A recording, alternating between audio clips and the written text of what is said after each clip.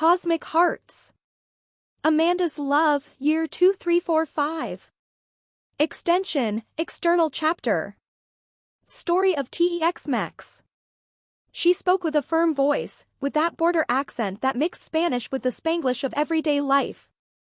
A Mexican woman from Nuevo Laredo, sitting on some bar chairs on the sidewalk of her colony, with tequila, Jamaican water and basket tacos, was telling her Texan friend, while the motorcycle rested, that of the gentleman weathered by the sun and the roads, how things were going there in the future, in the year 2345.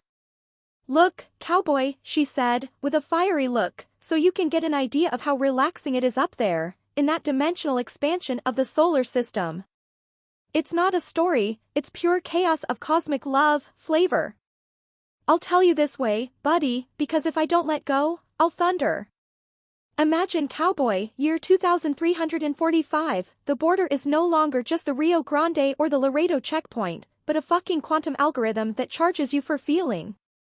There, in that future that smells of cosmic dust and flea market nostalgia, love is priced, emotions are sold on the black market and emotional hackers raffle off life so that the race can cry, laugh, or even get angry without receiving the bill.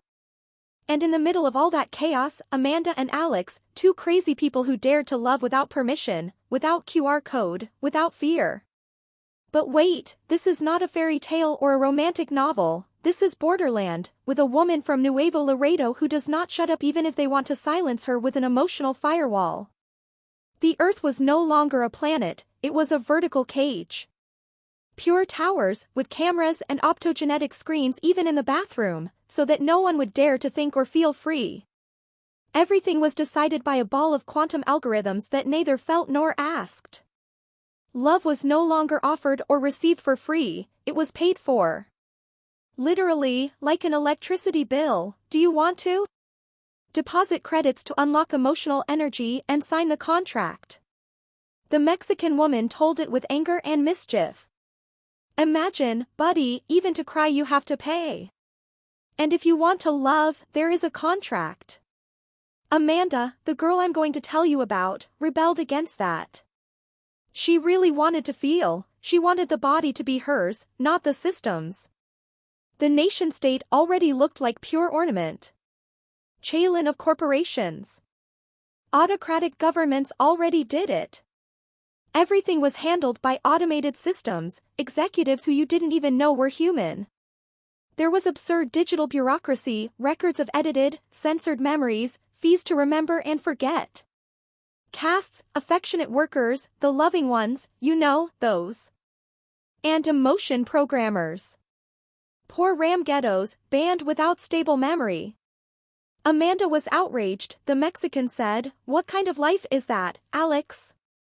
I want you to remember me even if they erase me, I want you to look for me even if they reset me." Executives and technicians decided how much love, creativity or fear you could consume per month. Love was no longer a feeling, it was an energy resource. It was measured, it was invoiced, it was signed. Amanda rebelled. "Well, I want to consume everything, I want to love without limit, I want it to burn me. I want the system to break when you hug me." Mars was fighting. Some wanted it for the laboratory, others for the revolution. It was vacant with potential, and everyone wanted to nail it. There was a really cool band there, inventing things that weren't even dreamed of on Earth. Amanda looked at Mars as a free frontier, the narrator explained. Alex, his friend and lover, told him, "Baby, Mars is crazy, but we can hide there." And she, with a mischievous smile, answered, "Well, let's go, cowboy, I want to feel the dust. The red dust on the skin. I swear, guy, love here is not free or a joke.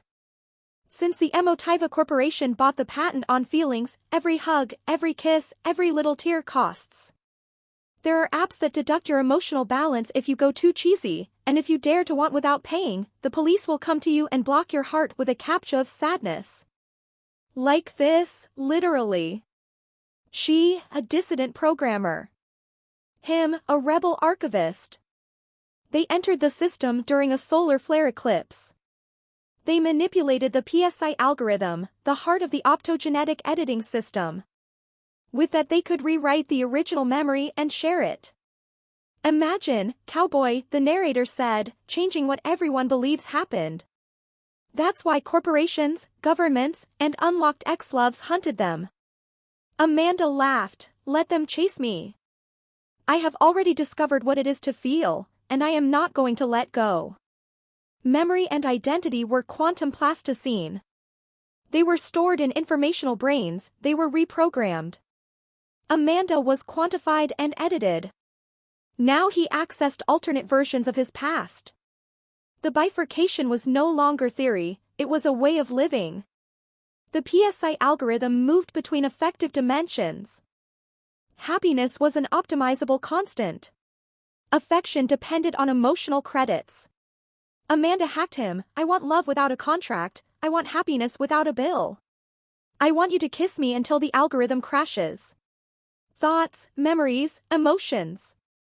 Neurocodes as apps, modular, hackable, with contract. Do you want to remember? Pay. Do you want to learn? Ask permission. And pay.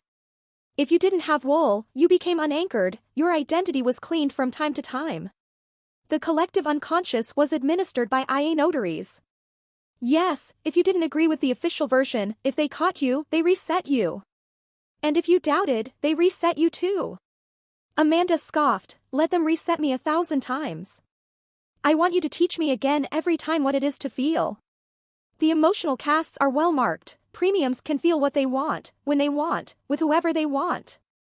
Those with a basic rate can barely dream of a crush from time to time, and those with a negative balance can't even remember they're dead. Can you imagine? Neither the right to mourn, nor to rage, nor to nostalgia. They sell all of this in cosmic flea markets, along with memory chips and pirate serotonin patches. And the algorithms, oh, those are bastards. They scan your eyes, your pulse, your sweat, and if they detect that you are falling in love without authorization, they send you a notification, your dopamine level exceeds the allowed limit. Please update your emotion plan or you will be punished. So, without anesthesia. But race is not left behind. In the slums of Ganymede, in the tunnels of Callisto, in the speakeasies of Europe, emotional hackers organize. They are a band, they are a tribe, they are resistance. They pass encrypted codes to release emotions, share tutorials to hack the limbic system and even organize emotion flash mobs.